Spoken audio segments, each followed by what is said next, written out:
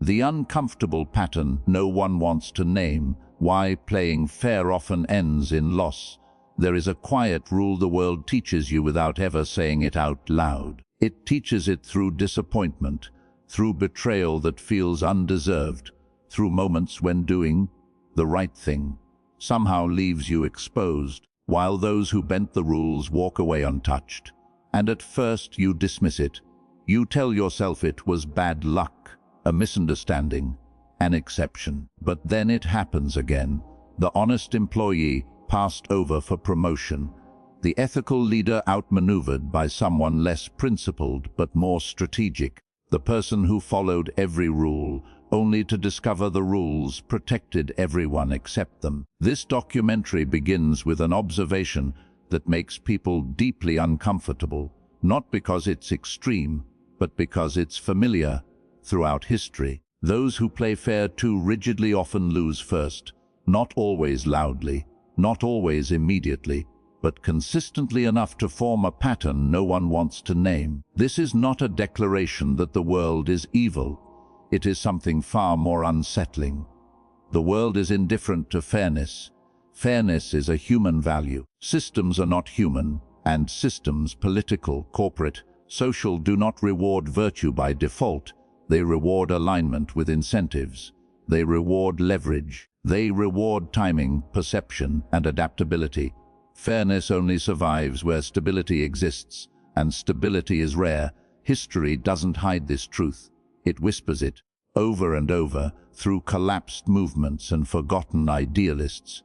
Think of the reformer who trusted promises that were never meant to be kept.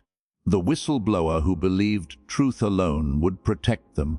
The leader who assumed shared values would restrain rivals who had already abandoned them. These people were not foolish, they were moral, and that is precisely why they were vulnerable. Because fairness assumes reciprocity. It assumes that if you play by the rules, others will too, that if you act in good faith, it will be returned. That morality creates a shared floor beneath everyone. But what happens when one side quietly steps off that floor? Psychology offers an uncomfortable answer. In competitive environments, where power, status, or survival are at stake, rules become flexible, morality becomes conditional, and fairness becomes a signal that says, I will not adapt as quickly as you will. This is why fairness thrives in peaceful, predictable systems, but collapses under pressure. Scarcity changes behavior, fear shortens time horizons, and competition rewards those willing to redefine the game while others are still following it. The most dangerous myth we are taught is not that the world is just. It's that justice is automatic, that outcomes naturally align with intention, that virtue contains its own protection. It doesn't, and history is ruthless in demonstrating this. Empires didn't fall because they lacked values, but because they trusted them too much. Movements didn't fail because they were wrong, but because they assumed restraint where none existed.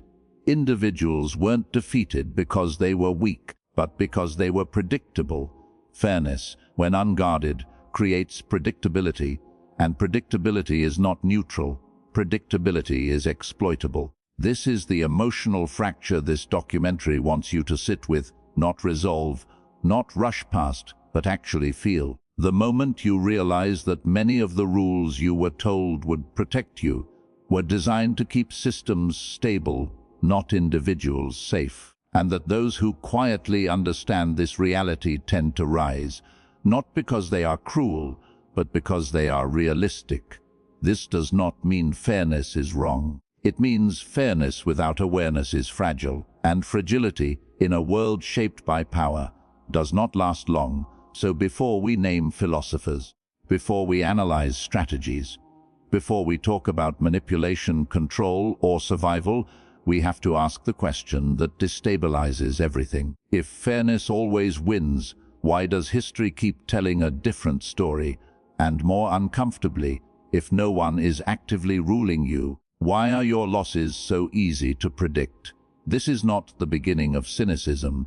It is the beginning of clarity, and clarity, as you're about to discover, is far more dangerous than ignorance. Ciccition Tuffin, Machiavelli, the man who said the quiet part out loud, why truth about power is always hated. Before Machiavelli became a curse word, he lived in a world that rewarded deception and punished innocence. Renaissance Italy was not a place of marble statues and calm debates.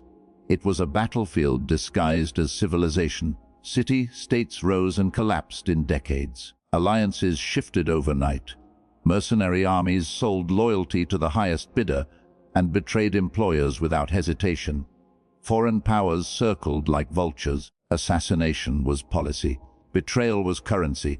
This was the environment that shaped Niccolo Machiavelli. Not lecture halls, not armchairs. Chaos, and that detail matters because ideas don't emerge in a vacuum. They emerge as responses to reality. Machiavelli wasn't asking how rulers should behave in a perfect world. He was asking how power actually behaves when survival is on the line. That distinction is why he became hated. Societies don't fear evil nearly as much as they fear clarity. Evil can be condemned. Clarity destabilizes illusions. Machiavelli committed what history treats as an unforgivable sin. He described power honestly, without moral anesthesia. He didn't invent cruelty. He didn't encourage corruption. He simply observed patterns no one wanted named. That rulers who rely solely on goodness are replaced by those who combine virtue with force. That loyalty purchased by love collapses faster than loyalty secured by necessity. That appearances matter more than intentions. That people praise morality, but follow power. These observations were not comfortable. They were accurate, and accuracy threatens systems built on myth. Every stable society relies on stories. Stories about fairness, about shared values, about moral order. These stories don't have to be lies, but they must remain unquestioned. Machiavelli questioned them, and questioning the moral narrative of power is more dangerous than opposing power itself. That's why his punishment wasn't execution, it was erasure and distortion. Exiled, imprisoned, branded forever as a teacher of evil, because it's easier to demonize the mirror than confront what it reflects. The caricature of Machiavelli as a villain serves a purpose. If he is evil, his ideas can be dismissed. If he is monstrous, his observations don't have to be examined. If he is dangerous, then ignorance becomes virtue again. But look closer. Machiavelli never celebrated cruelty for its own sake. He never glorified chaos. He warned about it. He described power the way a doctor describes disease, not to spread it, but to understand it. A doctor who tells you the truth about cancer is not promoting cancer. They are refusing to lie to make you comfortable. Machiavelli was that kind of realist. And realism is always punished when societies prefer belief over truth. Because illusions keep people calm. Illusions keep hierarchies stable. Illusions preserve legitimacy. Truth does not. Truth forces adaptation, and adaptation threatens those who benefit from the current order. This is why Machiavelli's work was not banned for being false, but for being useful. Useful to those who could see through manipulation. Useful to those who stopped confusing morality with safety. Useful to those who understood that power does not disappear when ignored, it simply moves. So history made him the villain, not because he taught rulers to be cruel, but because he exposed what rulers already were, not because he corrupted politics, but because he refused to romanticize it. He is not a manipulator, he is a diagnostician, not a monster, a mirror, not a blueprint for domination, but a warning label on how power actually works when rules begin to bend. And the reason his name still makes people uncomfortable is the same reason his ideas still survive. They describe a world that pretends to be moral, while quietly rewarding those who understand when morality stops protecting you. Machiavelli didn't corrupt rulers. He exposed what rulers already were. And once you've seen that exposure, it becomes impossible to unsee, which is exactly why so many people would rather never look at all. Cephio, why fairness fails under pressure, human nature in unstable systems Fairness doesn't fail because it is wrong. It fails because it assumes a world that rarely exists, a world where rules are enforced, where intentions are visible, where everyone agrees to play the same game. But pressure changes the game. When systems become unstable, during crisis, competition, fear, or scarcity, human behavior shifts, not toward cruelty by default, but toward adaptation. And adaptation does not care about ideals, it cares about survival. This is where the documentary turns inward, into the human mind. Modern psychology confirms what Machiavelli observed centuries ago. Humans are not primarily moral creatures. They are contextual creatures. Morality functions best in calm environments, when food is secure, status is stable, and the future feels predictable. Remove those conditions, and something else takes over. Fear. Fear narrows perception. Under threat, the brain doesn't expand its thinking, it collapses it. Nuance disappears. Long-term consequences fade. People don't ask, "What is right?" They ask, "What keeps me safe?" This is why fear-based messaging works so well, why emergencies justify extreme actions, why people abandon principles they swore were non-negotiable. Desire works the same way. Desire overrides caution. When reward is dangled close enough, money, recognition, power, belonging, ethical lines blur. People don't suddenly become evil, they rationalize. Just this once, I deserve it. Everyone else would do the same. Fairness assumes restraint. Desire rewards acceleration. Then there is belonging, perhaps the most powerful force of all. Belonging outweighs truth. Humans are social animals. Exclusion once meant death. That instinct never left us. So when truth threatens group acceptance, truth becomes negotiable. People don't lie because they are malicious. They lie because isolation feels worse than dishonesty. This is how cults form, how propaganda states thrive, how entire populations repeat narratives they privately doubt. And then there is status anxiety. Status bends ethics quietly. When reputation, rank, or identity feels threatened, people compromise not because they want to, but because losing status feels like losing self. This is why moral outrage often masks insecurity, why public virtue increases when private stability declines, why people defend systems that harm them, because leaving would cost identity. Put these forces together, fear, desire, belonging, status, and you begin to see why fairness collapses under pressure. Not because people hate fairness, but because fairness requires mutual enforcement. And unstable systems don't enforce morality, they exploit psychology. Machiavelli understood this intuitively. He watched republics fall not to villains, but to idealists who assumed others shared their restraint. He saw revolutions devour their most ethical leaders. He saw moral language weaponized by those with no intention of honoring it. Modern behavioral science simply confirms the pattern. Under pressure, people don't become immoral, they become predictable, and predictability is the entry point of manipulation. This is why fairness is vulnerable, not because it is naive, but because it assumes shared rules in environments that do not enforce them. A fair person expects reciprocity. A manipulator expects leverage. A fair person signals intentions. A manipulator collects information. A fair person believes outcomes reflect merit. A manipulator knows outcomes reflect power. This realization is uncomfortable because it removes a comforting lie. That being good automatically makes you safe. It doesn't. Fairness is not a shield, it is a signal. And signals are read by those looking for advantage. The most unsettling truth is this: your strongest emotions are not strengths. They are entry points. This does not mean emotions are bad, it means they are exploitable, and any system, political, corporate, social, that depends on human behavior will exploit them, whether consciously or not. The world does not punish fairness intentionally, it simply fails to protect it, which leaves a difficult question hanging in the air. If fairness collapses under pressure, what survives? Machiavelli's answer was not cruelty. It was awareness, And awareness begins by understanding that human nature doesn't betray morality, it exposes its limits. Once you see that, you're no longer confused by why fairness loses. You're disturbed by how often it was never protected in the first place. Ceci or Dark Law Fei 1. Reactivity is a liability.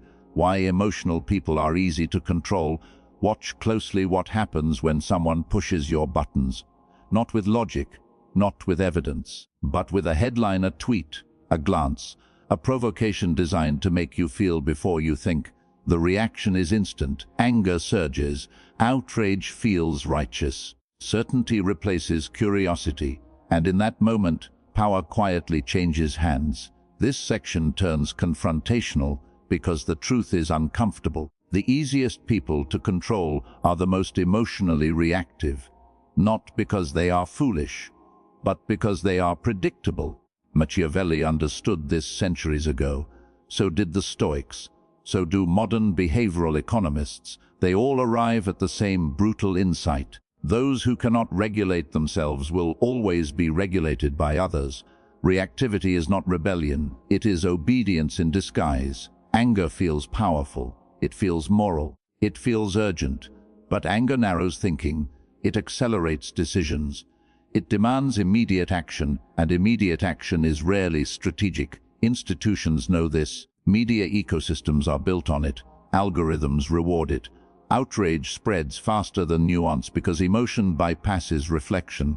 When people are reactive, they don't need to be forced. They move themselves exactly where they're guided. This is why moral panic is such an effective tool. Fear of being on the wrong side. Fear of being silent when silence is framed as guilt. Fear of being misunderstood, cancelled, excluded. These are not accidents, they are levers. And fair people are especially vulnerable because fairness comes with care. Care makes people respond quickly to injustice. Care makes silence feel like complicity. Care makes emotion feel like integrity. But speed is not virtue, and intensity is not truth. The moment you react, you reveal yourself. Your triggers become visible. Your values become exploitable. Your behavior becomes forecastable. Predictability is power's favorite weakness. Stoic philosophy warned against this long before social media existed, not because emotion is evil, but because unexamined emotion hands control outward. The Stoics called it being ruled by impressions. Machiavelli called it losing advantage. Modern psychology calls it cognitive hijacking. Different languages. When emotion spikes, the rational brain goes offline. People simplify, polarize, choose sides. They stop asking, who benefits, and start asking, how do I prove I care? And that question is easily answered by whoever sets the incentives. Detachment, then, is not apathy, it is insulation. Detachment is the ability to feel without being commanded by feeling, to observe provocation without rushing to perform reaction. This is where the misunderstanding begins. People hear detachment and think coldness, but real detachment is not indifference. It is clarity under pressure. It is the space between stimulus and response, the only place where choice exists. Those who lack that space are not free. They are responsive, and responsiveness is programmable. Ask yourself something difficult. When you feel outraged, who benefits? When you feel compelled to speak immediately, who set the timeline? When silence feels dangerous, who defined the danger? These reactions often feel personal, but many of them are trained, conditioned by repetition, rewarded with approval, punished with shame. The system does not need to silence dissent. It only needs to direct emotion. And once directed, people police themselves. Fair people don't lose because they care too much. They lose because they react too fast. Because fairness assumes sincerity, but power studies behavior. This is the dark law. The more emotionally visible you are, the more easily you are steered. Control does not begin with chains. It begins with triggers. And freedom does not begin with louder emotion. It begins with restraint. The question this section leaves you with is unsettling. Are your strongest reactions expressions of your values, or rehearsed responses shaped by a system that profits from your urgency? Because once you see that reactivity is a liability, you stop confusing emotional intensity with moral strength, and you begin reclaiming the one thing power fears most: your ability to choose when and if you respond. Sesi 1v Dark Lava 2. The world rewards outcomes, not intentions. Why winners rewrite morality. History does not sit in judgment. It keeps score. We like to imagine the past as a courtroom where intentions are weighed, ethics are examined, and justice is delivered with time. But history is not a moral court. It is a ledger, and the only entries it records in permanent ink are outcomes. Who won? Who survived? Who remained standing when the dust settled? Everything else is commentary. Revolutions are a perfect place to see this clearly. Before victory, revolutionaries are called radicals, extremists, threats to order. Their tactics are condemned. Their motives are questioned. Their morality is dissected under a microscope. After victory, the language changes. They become freedom fighters, visionaries, architects of progress.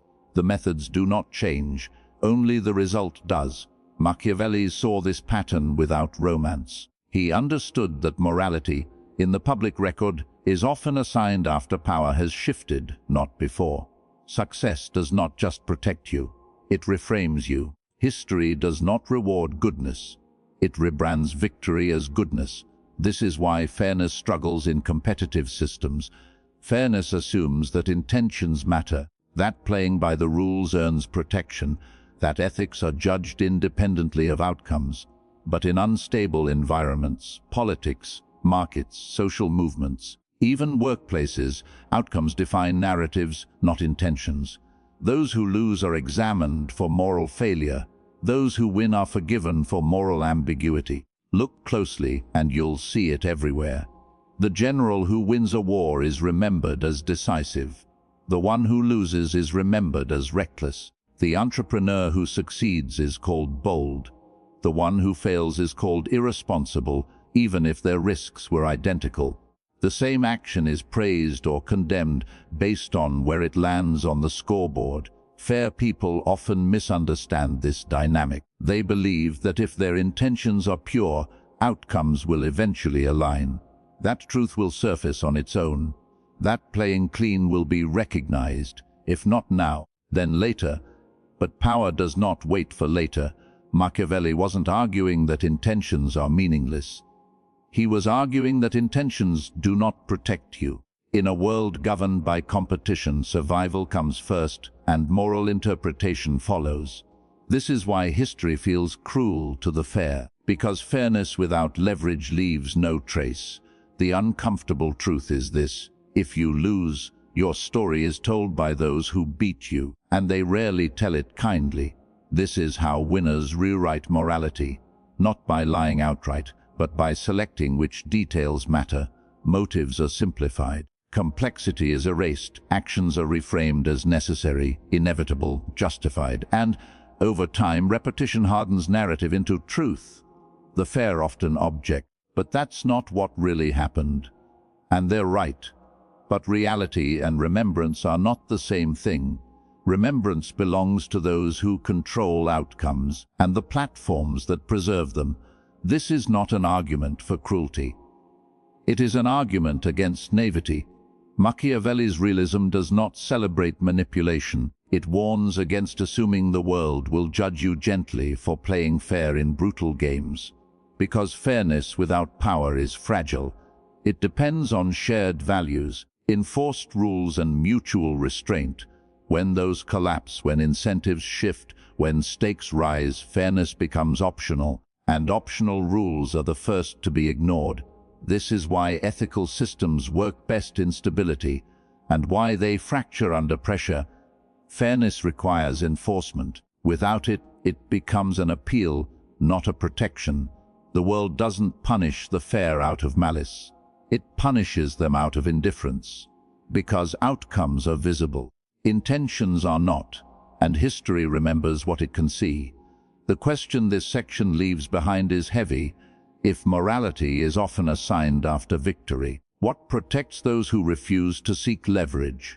Not purity, not good intentions, not faith in eventual recognition, only awareness. Because once you understand that outcomes shape morality, not the other way around, you stop confusing being right with being safe, and you begin to see why, in a competitive world, fairness alone is not a shield, it is a hope, and hope, without power, has never survived history intact. SCTOV, Dark Law N3. Transparency protects observers, not players. Why oversharing makes you vulnerable. The modern world tells you a comforting story. Be transparent. Be open. Show your intentions so others can trust you. It sounds virtuous. It sounds safe. But history and power tell a different story. Transparency protects those who are watching, not those who are playing. In espionage, the first rule is never mystery, it's asymmetry. You survive by knowing more than others while revealing less about yourself. The agent who explains their motives doesn't appear honest, they appear compromised. The negotiator who exposes their bottom line doesn't appear ethical, they appear defeated. Machiavelli understood this centuries before social media, before surveillance capitalism, before oversharing became a cultural norm.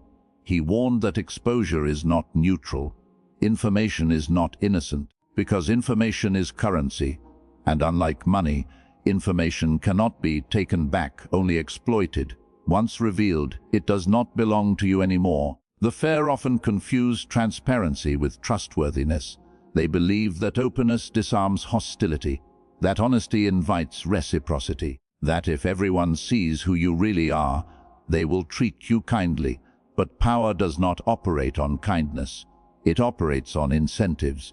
When you reveal your intentions, you do not make allies safer, you make competitors smarter. You give rivals context, you give manipulators leverage, you give systems data to predict you. This is why transparency protects observers, those who watch without acting, those who analyze without risk, those who benefit from your visibility while remaining opaque themselves. The player who reveals everything becomes legible, and legibility is control. Modern life has inverted this wisdom. Visibility is praised as authenticity. Vulnerability is rewarded with applause.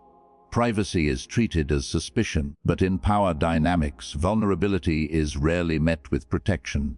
It is met with calculation. Social dynamics make this brutally clear. The person who shares their fears early is not always comforted. They are categorized. The employee who explains their limits is not always respected. They are managed. The public figure who apologizes transparently is not always forgiven. They are archived. Every confession becomes a data point. Every explanation becomes a handle. Machiavelli never argued for deception as a lifestyle. He argued for restraint, for understanding that revealing everything is not honesty, it is exposure without defense. Mystery in this sense is not lying. It is insulation. It is the space between what you are and what others can use against you. And that space matters. In negotiations, the side that speaks least controls the frame. In conflicts, the one who reveals fewer emotional triggers remains unpredictable. In digital systems, the user who overshares trains the algorithm, and the algorithm trains them back. Transparency, in theory, creates trust. Transparency, in practice, creates profiles. And profiles are power. This is where fairness becomes vulnerable again. Fair people want to be understood. They want clarity. They want mutual openness. They assume shared goodwill, but power systems do not require goodwill, only data. They do not punish transparency because it is immoral. They exploit it because it is useful. Machiavelli's warning was quiet but precise. Those who expose themselves first rarely control the outcome, because once your intentions are visible, they are no longer yours. They can be framed, anticipated, redirected. The fair often say, "I have nothing to hide," and that is exactly the point. Power does not need you to hide wrongdoing. It needs you to reveal patterns, desires, fears, boundaries, predictable reactions. Transparency hands those patterns over willingly. This is why observers preach openness and players practice discretion, not because players are evil, but because they understand a rule the fair are rarely taught. In unequal systems, openness is asymmetric.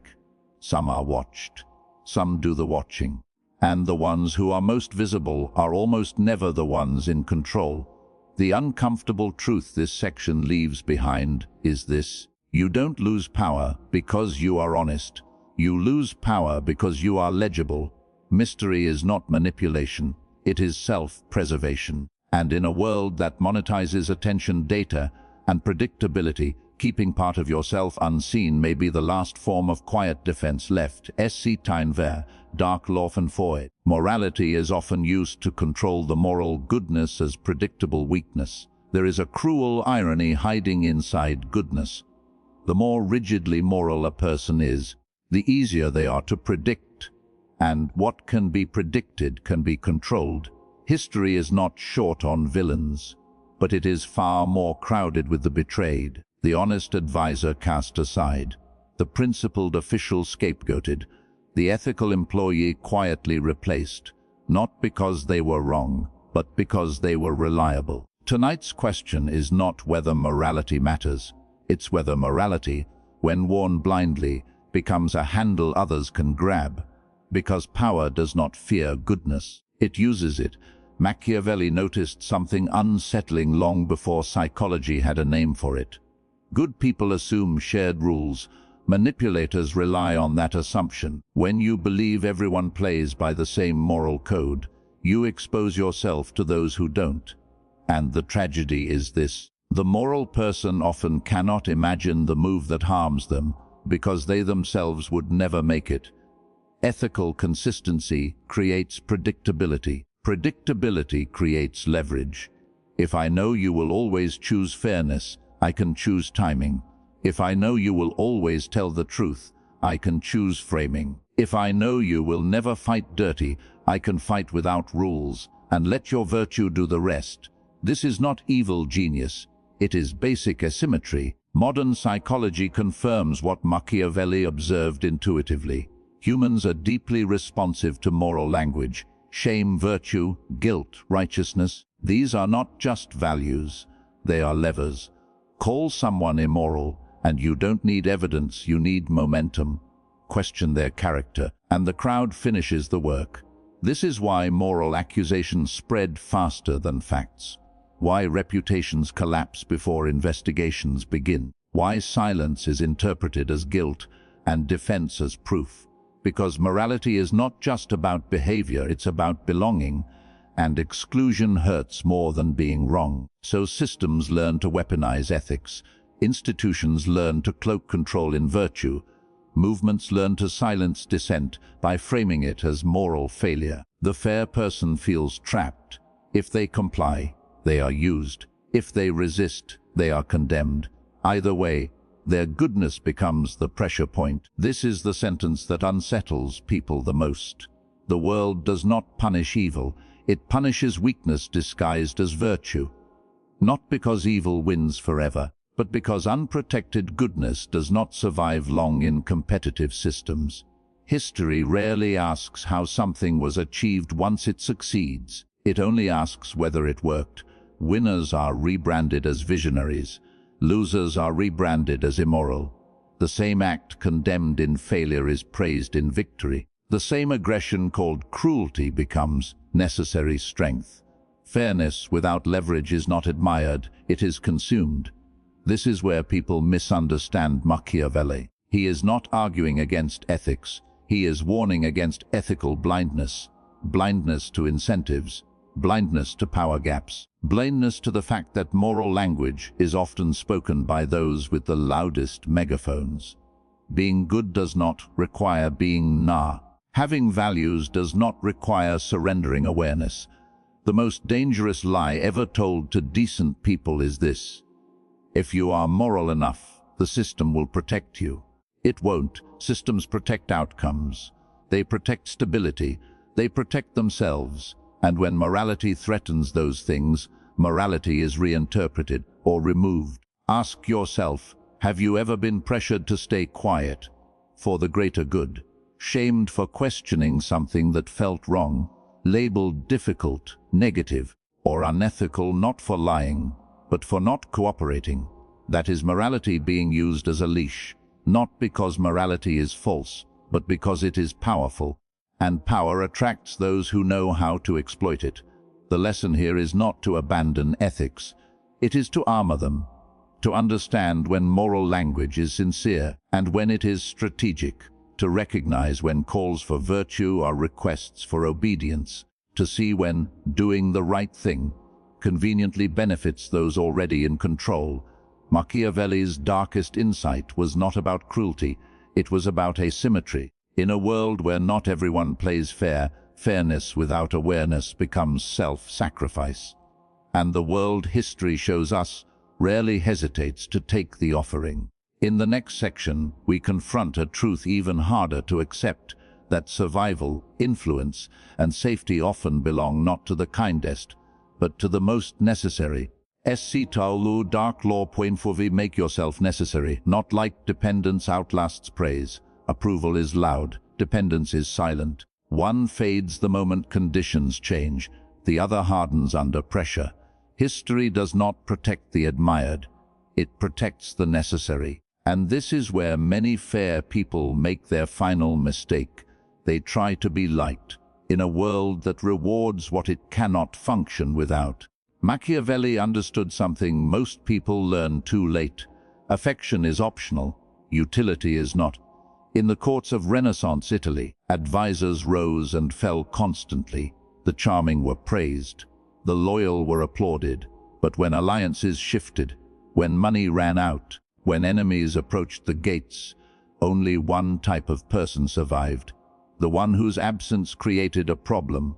History remembers the favorites. Power protects the indispensable, the strategist who controlled supply lines, the diplomat who alone could negotiate peace, the administrator who understood the machinery no one else bothered to learn. They were not always loved, but removing them was too costly. The pattern hasn't changed, it's only become quieter. In modern systems, praise is abundant. Job security is not. You can be admired by your peers, liked by your manager, celebrated in meetings, and still be disposable. Because admiration does not create dependence. Dependence theory in psychology explains this bluntly. People protect what they rely on, not what they enjoy. Enjoyment is optional. Reliance creates anxiety, and anxiety creates protection. The moment a system fears losing you, your position stabilizes.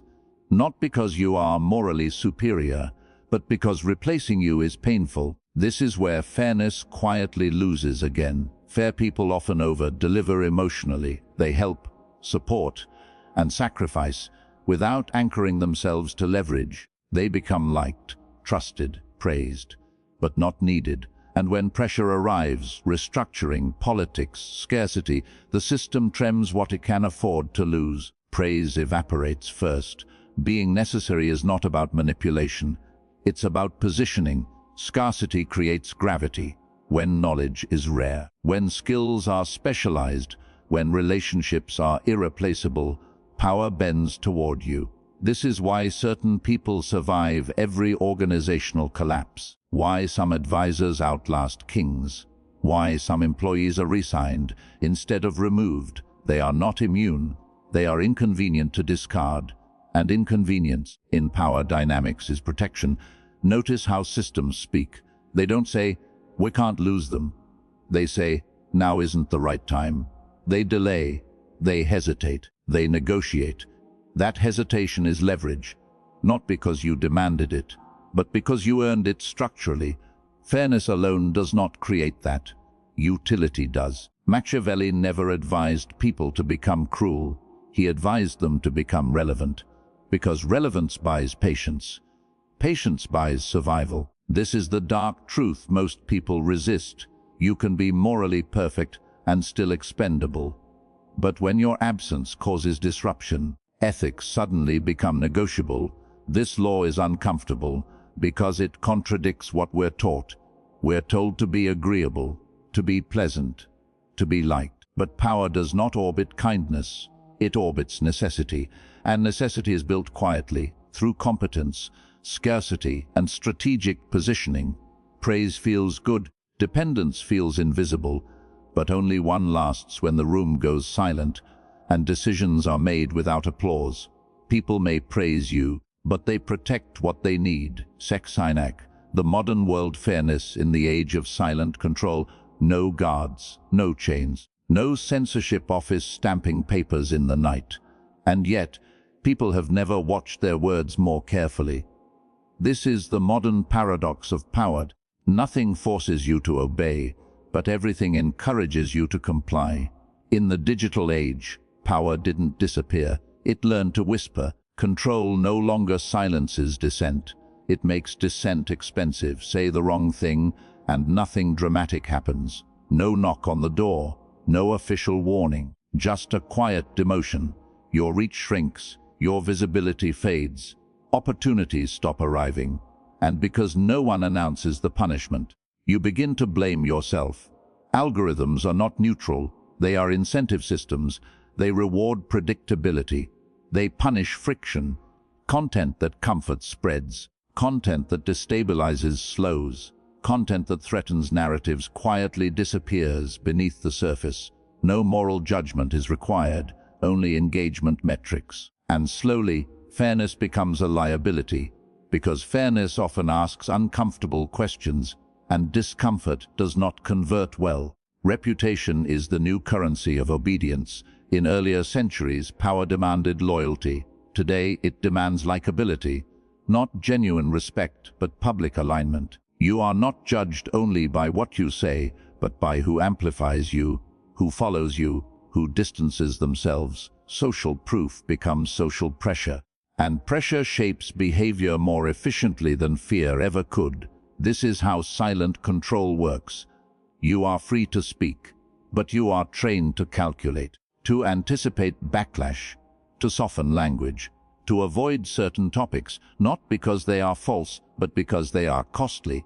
Soon, you don't need to be silenced. You self-edit. You pre-comply. You internalize the algorithm. Machiavelli would have recognized this immediately.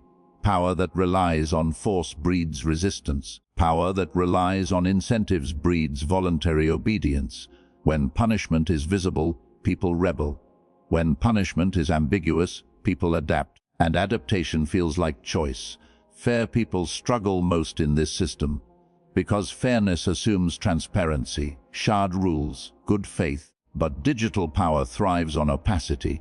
Decisions are made by systems no one can fully audit. Standards shift without explanation. Consequences arrive without attribution. You don't know which line you crossed, only that something changed. And uncertainty is the most effective leash. The brilliance and danger of this system is that it never has to say no. It just says less visibility, less reach, less opportunity, until silence feels safer than honesty. Not because you were forced, but because you were conditioned. In earlier eras, unfairness was obvious. Tyranny wore a uniform. Today, control wears an interface, clean, efficient, smiling, and because it looks neutral, it feels inevitable. This is the final punishment of the fair in the modern world. Not exile, not imprisonment, but irrelevance. The system doesn't need to defeat you, it just needs to outlast you. And fairness, without leverage, without awareness, slowly fades from the conversation. Machiavelli warned that power adapts faster than morality, and in the digital age, adaptation is instant. The most chilling truth is not that you are being watched, but that you are being trained to soften, to simplify, to stay safe. Because modern power doesn't silence you. It teaches you to silence yourself. And the moment you mistake that silence for freedom, the system has already won. There is a moment, quiet, unsettling, when denial stops working, not because the world suddenly becomes cruel, but because you finally see the pattern, the betrayals, the punished honesty, the fair players who followed the rules and disappeared anyway. This documentary was never about teaching you how to dominate. It was about teaching you how to stop bleeding invisibly. Machiavelli has been misunderstood for centuries, not because his ideas were wrong, but because they were unbearable. He did not tell people to become monsters. He told them something far more disturbing.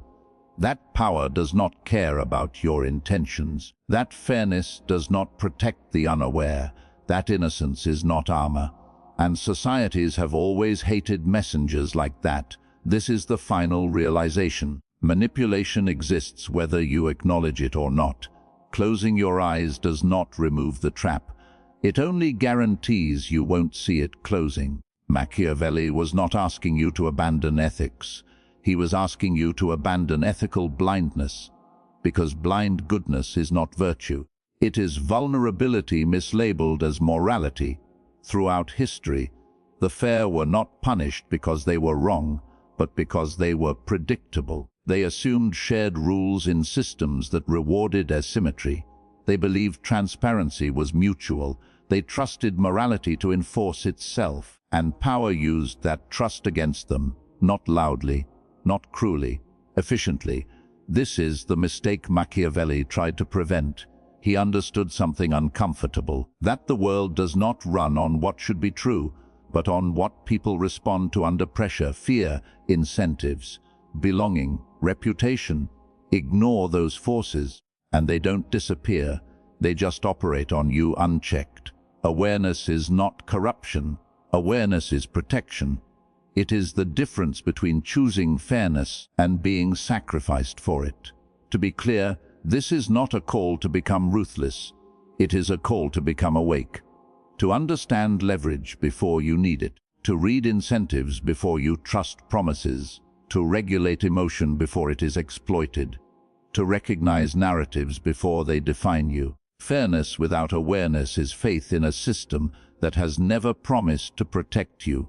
Fairness with awareness is a choice made consciously, not blindly. This is Machiavelli's final gift and his final warning. You don't have to rule others, but you do have to stop being ruled unknowingly, because power does not announce itself. It reveals itself only to those watching closely.